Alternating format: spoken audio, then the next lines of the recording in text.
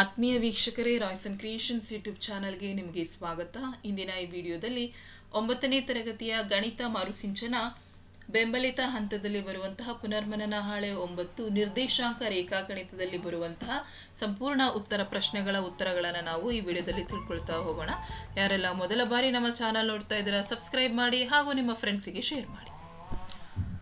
So ಇದರಲ್ಲಿ ನಾವು ಈ ಒಂದು ಗ್ರಾಫ್ ಮೂಲಕ ಯಾವ ರೀತಿ ಪ್ರತಿನಿಧಿಸೋದು ಅದ್ರ ಬಗ್ಗೆ ನಾವು ತಿಳ್ಕೊಳ್ತಾ ಹೋಗ್ತೀವಿ. ಮತ್ತೆ ರೇಖಾತ್ಮಕ ಸಮೀಕರಣಗಳನ್ನು ಬದಲಾಯಿಸಿ ಪರಿಹಾರವನ್ನು ಕಂಡುಹಿಡಿಯೋದ್ರ ಬಗ್ಗೆ ನಾವು ತಿಳ್ಕೊಳ್ತಾ ಹೋಗ್ತೀವಿ.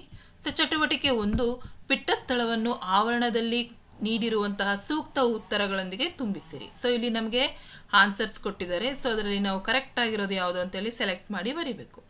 ಮೊದಲನೇ ಪ್ರಶ್ನೆ, ಒಂದು ಸಮತಲವನ್ನ 4 ಭಾಗಗಳಾಗಿ ಮಾಡುವ ಕ್ಷಿತಿಜ ಸಮಾಂತರ ರೇಖೆಯನ್ನ ಡ್ಯಾಶ್ ಅಂತ ಹೇಳಿ ಕರಿತೇವೆ. ಸೊ 4 ಸಮಭಾಗಗಳನ್ನಾಗಿ ಮಾಡುವಂತಹ ಒಂದು ಸಮಾಂತರ ರೇಖೆಯನ್ನು ನಾವು ಎಕ್ಸ್ ಅಂತ ಹೇಳಿ ಕರೆಯುವಂತಹದ್ದು. ಎಕ್ಸ್ ಅಕ್ಷವೆಂದು ಹಾಗೂ ಭೂಲಂಬ ರೇಖೆಯನ್ನು ಡ್ಯಾಶ್ ಅಕ್ಷ ಅಂತ ಕರಿತೇವೆ. ಸೊ ಅದನ್ನು ನಾವು ವೈ ಅಕ್ಷ ಅಂತ ಹೇಳಿ ಕರಿತೇವೆ. ಎರಡನೇದು, ನಿರ್ದೇಶಾಂಕ ಅಕ್ಷಗಳು ಸಮತಲವನ್ನ ಚತುರ್ಥಕಗಳೆಂಬ ಡ್ಯಾಶ್ ಭಾಗಗಳನ್ನಾಗಿ ವಿಭಾಗಿಸ್ತವೆ. ಸೊ ನಿರ್ದೇಶಾಂಕ ಅಕ್ಷಗಳೇನ್ ಮಾಡ್ತವೆ, 4 ಭಾಗಗಳನ್ನಾಗಿ ಅವು ವಿಭಾಗಿಸ್ತದೆ. ಹಾಗಾಗಿ 4 ಸರಿಯಾದ ಉತ್ತರ.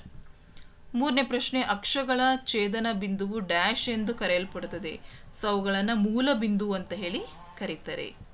ನಾಲ್ಕನೇದು, ಎಕ್ಸ್ ಅಕ್ಷದ ಮೇಲಿರುವ ಪ್ರತಿ ಬಿಂದುವಿನ ನಿರ್ದೇಶಾಂಕಗಳು ಡ್ಯಾಶ್ ರೂಪದಲ್ಲಿ ಇರ್ತವೆ. ಸೊ ಯಾವ ರೂಪದಲ್ಲಿ ಇರ್ತವೆ ಅಂದ್ರೆ ಅದು x,0 ರೂಪದಲ್ಲೇ ಇರುವಂಥದ್ದು. ಹಾಗಾಗಿ ಇದು ಸರಿಯಾದ ಉತ್ತರ. ನೆಕ್ಸ್ಟ್, ವೈ ಅಕ್ಷದ ಮೇಲಿರುವ ಪ್ರತಿ ಬಿಂದುವಿನ ನಿರ್ದೇಶಾಂಕಗಳು ಡ್ಯಾಶ್ ರೂಪದಲ್ಲಿರ್ತವೆ. ಅದು 0,y ರೂಪದಲ್ಲಿ ಇರ್ತದೆ. ನೆಕ್ಸ್ಟ್, 6ನೇ ಪ್ರಶ್ನೆ, ಮೂಲ ಬಿಂದುವಿನ ನಿರ್ದೇಶಾಂಕಗಳು ಯಾವುದು? ಸೊ ಮೂಲ ಬಿಂದು ಅಂತ ಬಂದಾಗ ಅದಕ್ಕೆ ಅಂಶಗಳು 0,0ನೇ ಆಗಿರ್ತದೆ. ಸೊ ಇದಿಷ್ಟು ನಿಮಗೆ ಮಲ್ಟಿಪಲ್ ಚಾಯ್ಸ್ ಕ್ವಶನ್ಸ್ ಮಕ್ಕಳ. ನೆಕ್ಸ್ಟ್, ಚಟುವಟಿಕೆ 2, ಕೆಳಗಿನ ಭೂಪಟದಲ್ಲಿ ಗುರುತಿಸಿರುವ ಎಲ್ಲಾ ಪ್ರದೇಶಗಳ ನಿರ್ದೇಶಾಂಕಗಳನ್ನು ಬರೆಯಿರಿ. ಸೊ ಇಲ್ಲಿ ನಮಗೆ ಭಾರತದ ಮ್ಯಾಪ್ ಅನ್ನ ಕೊಟ್ಟಿದ್ದಾರೆ ಮಕ್ಕಳ. ಅಲ್ಲಿ ಒಂದು ಪ್ಲೇಸ್ಗಳನ್ನು ಕೊಟ್ಟಿದ್ದಾರೆ. ಅವು ಯಾವ ನಿರ್ದೇಶಾಂಕದಲ್ಲಿದ್ದಾವೆ ಅದನ್ನ ನೀವು ಬರೀಬೇಕು. ಮೊದಲನೇದು ಅವರೇ ಕೊಟ್ಟಿದ್ದಾರೆ ಲಾಸ. ಸೊ ಲಾಸ ಇರುವಂಥದ್ದು ನೋಡಿ ನಿಮ್ಗೆ ಇಲ್ಲಿ ಗೊತ್ತಾಗುತ್ತೆ 5,3. ಸೊ ನಿಮಗೆ ಗೊತ್ತಿರಬೇಕು ಮಕ್ಕಳ, ಇದು ಎಕ್ಸ್ ಅಕ್ಷ, ಇದು ವೈ ಅಕ್ಷ, ಇದು ಪ್ಲಸ್, ಇದು ಮೊದಲನೇ ಚತುರ್ಥಾಂಕ, ಎರಡನೇ ಚತುರ್ಥಾಂಕ, ಮೂರನೇ ಚತುರ್ಥಾಂಕ, ನಾಲ್ಕನೇ ಚತುರ್ಥಾಂಕ. ಇದರಲ್ಲಿ ಪ್ಲಸ್ ಪ್ಲಸ್, ಇಲ್ಲಿ ಪ್ಲಸ್ ಮೈನಸ್, ಸಾರಿ ಇಲ್ಲಿ ಮೈನಸ್ ಪ್ಲಸ್, ನೆಕ್ಸ್ಟ್ ಇಲ್ಲಿ ಮೈನಸ್ ಮೈನಸ್, ಇಲ್ಲಿ ಪ್ಲಸ್ ಮೈನಸ್. ಸೊ ಇದಿಷ್ಟು ಗೊತ್ತಿದ್ರೆ ನೀವು ಆ ಒಂದು ನಿರ್ದೇಶಾಂಕಗಳಿಗೆ ಯಾವುದು ಪ್ಲಸ್ ಬರುತ್ತೆ ಮೈನಸ್ ಬರುತ್ತೆ ನೀವು ಬರೀಬಹುದು. ಸೊ ನೆಕ್ಸ್ಟ್ ಇಲ್ಲಿ ಫಸ್ಟ್ ಪುಣೆ ಕೊಟ್ಟಿದ್ದಾರೆ. ಸೊ ನೀವು ಹುಡುಕ್ಬೇಕು, ಇಲ್ಲಿ ಪುಣೆ ಎಲ್ಲಿದೆ, ಇಲ್ಲಿದೆ ಪುಣೆ. ಸೊ ಹಾಗಾಗಿ ಇದು ವೈ, ಫಸ್ಟ್ ನಾವು ಯಾವಾಗಲೂ ಎಕ್ಸ್ ಅಕ್ಷದನ್ನ ಬರ್ಕೊಂಡು ಆ ನಂತರ ವೈ ಅಕ್ಷಕ್ಕೆ ಹೋಗೋದು. ಇದು ಎಕ್ಸ್ ಅಕ್ಷ, ಇದು ಲಂಬವಾಗಿರುವಂಥದ್ದು ವೈ ಅಕ್ಷ. ಸೊ ಹಾಗಾಗಿ -4, -2 ಆಗುತ್ತೆ, ರೈಟ್. ಸೊ ಹಾಗಾಗಿ -4, -2. ಸೊ ನಾನು ಇಲ್ಲಿ ಕೊಟ್ಟಿದ್ದೀನಿ ನೋಡಿ. ನೆಕ್ಸ್ಟ್ ರಂಗೋನ. ಸೊ ರಂಗೋನ ಬರುವಂಥದ್ದು 7, -4. ಸೊ ಇಲ್ಲಿದೆ ನೋಡಿ 7, -4. ಸೊ ಇಲ್ಲಿದೆ ರಂಗೋನ. ಸೊ ಇರಿ 7ಅಲ್ಲಿ 4. ಸೊ ಇದನ್ನ ಬರ್ಕೊಳ್ಳಿ. ಅದೇ ರೀತಿ ನೆಕ್ಸ್ಟ್ ದೆಹಲಿ. ಸೊ ದೆಹಲಿ ನೋಡಿದೆ, ಇಲ್ಲಿದೆ ದೆಹಲಿ. ಸೊ ಹಾಗಾಗಿ ಇದು -2 + 3. ನೆಕ್ಸ್ಟ್ ಬೆಂಗಳೂರು. ಸೊ ಬೆಂಗಳೂರು ಬಂದು -2, -5. ನೆಕ್ಸ್ಟ್ ಶಿಲ್ಲಾಂಗ್. ಸೊ ಶಿಲ್ಲಾಂಗ್ ಇಲ್ಲಿದೆ ನೋಡಿ 4,1. ಇಲ್ಲಿ ನೋಡಿ 4,1. ಅದೇ ರೀತಿ ಕ್ವೇಟ್ವಾ. ಸೊ ಕ್ವೇಟ್ವಾ ಬಂದು -6,4. ಸೊ ಇಲ್ಲಿದೆ. ಸೊ ನೋಡಿ ಸಂಪೂರ್ಣವಾಗಿ ಈ ರೀತಿ ನೀವು ನಿರ್ದೇಶಾಂಕಗಳನ್ನು ಬರೆಯೋದು. ನಾನು ಕಂಪ್ಲೀಟ್ ಎಲ್ಲ ನಿರ್ದೇಶಾಂಕಗಳನ್ನು ನಾನು ನಿಮ್ಗೆ ಇಲ್ಲಿ ಆಲ್ರೆಡಿ ಬರೆದು ಕೊಟ್ಟಿದ್ದೀನಿ ಮಕ್ಕಳ. ಡಿಸ್ಪ್ಲೇ ಆಗ್ತಾ ಇದೆಯಲ್ಲ, ವಿಡಿಯೋ ಪಾಸ್ ಮಾಡಿಕೊಂಡು ಅದನ್ನು ನೀವು ಬರ್ಕೊಳ್ತಾ ಹೋಗಿ. ನೆಕ್ಸ್ಟ್ ಚಟುವಟಿಕೆ 3, ಈ ಕೆಳಗೆ ನೀಡಿರುವ ಕೋಷ್ಟಕದಲ್ಲಿ x + y = 6 ಸಮೀಕರಣದ x ನ ಬೆಲೆ 2 ನೀಡಿದಾಗ y ನ ಬೆಲೆ 4 ಬರುತ್ತದೆ. ಇದೇ ರೀತಿ x ನ ಇತರೆ ಬೆಲೆಗಳಿಗೆ y ನ ಬೆಲೆಗಳನ್ನು ಅದೇ ಅಡ್ಡ ಸಾಲಿನಲ್ಲಿ ಹಾಗೂ ಅದೇ ರೀತಿ y ನ ಇತರೆ ಬೆಲೆಗಳಿಗೆ x ನ ಬೆಲೆಯನ್ನು ಅದೇ ಅಡ್ಡ ಸಾಲಿನಲ್ಲಿ ತುಂಬುವ ಮೂಲಕ ಕೋಷ್ಟಕವನ್ನು ಭರ್ತಿ ಮಾಡಿರಿ.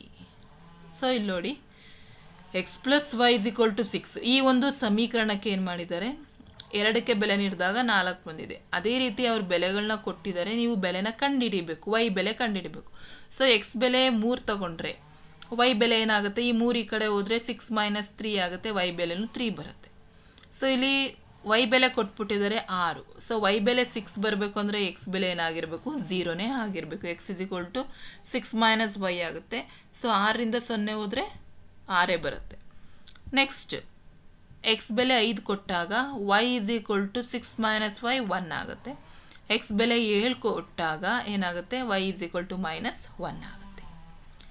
ಸೊ ಅದೇ ರೀತಿ ಈ ಮೇಲಿನ ಕೋಷ್ಟಕದ ರೀತಿಯಲ್ಲಿಯೇ ಕೆಳಗಿನ ಕೋಷ್ಟಕವನ್ನು ಭರ್ತಿ ಮಾಡಿ x + y = 4 ಸಮೀಕರಣದ ಪರಿಹಾರ ಕಂಡುಹಿಡಿದು ಕೆಳಗೆ ನೀಡಿರುವ ಚೌಕಳಿ ಹಾಳೆಯನ್ನು ನಕ್ಷೆಯಲ್ಲಿ ರಚಿಸಿ. ಸೊ ಇಲ್ಲಿ x + y = 4 ಕೊಟ್ಟಿದ್ದಾರೆ. ಇಲ್ಲಿ ನೀವು ಯಾವ ವ್ಯಾಲ್ಯೂಸ್ ಬೇಕಾದರೂ ಹಾಕೊಂಡು ಮಾಡ್ಬೋದು.